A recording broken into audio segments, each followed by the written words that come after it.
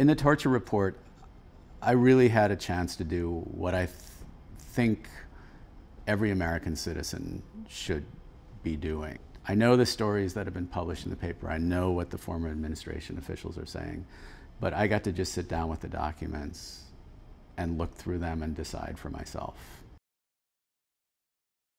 The real story is that there were a few bad apples, a small group of people in the Bush administration who really actively conspired to cross the line that had existed in the military procedures, in the Army field manual, in CIA interrogations and FBI interrogations from the beginning.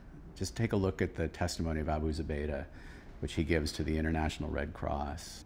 The Red Cross, which is allowed to see every detainee on earth under international law, but they've been kept from these people for 4 years.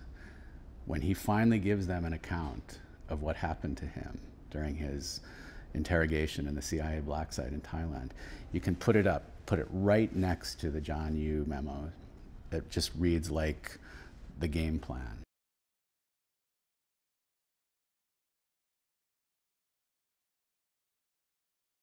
One of the first things that I discovered when I went into the documents, something that we really do not hear about, is how many Americans objected to abusive interrogations from the very beginning. One of the men who volunteers to serve as a prosecutor in Guantánamo is a Marine lieutenant colonel named Stuart Couch, who's lost his friend as a pilot in the 9/11 attacks. He goes to Guantánamo.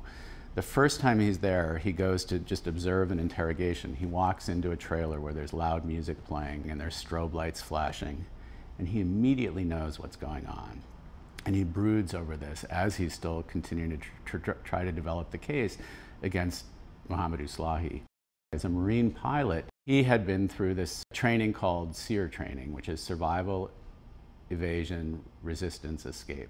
The techniques come directly from techniques that were used by the Communist Chinese and the Soviets. There was a major study of detainees during the Korean War, airmen who were held. Many of them signed false confessions. Well, in fact, this whole interrogation regime was particularly to induce a state of learned helplessness. You just break down people's wills so they'll say whatever you want to say. And Lieutenant Colonel Couch describes being in church one Sunday where they're talking about, praying about the dignity of every human being.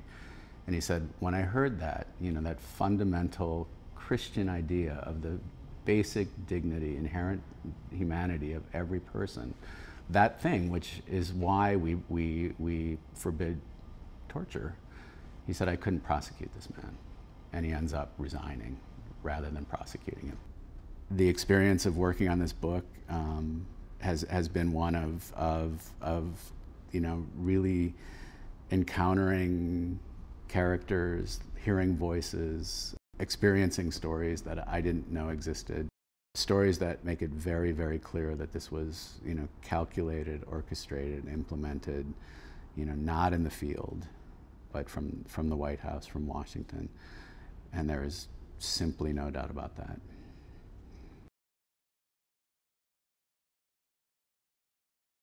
I think that this is a real test of our national character. We've done something that we said we don't do. What do we do about that?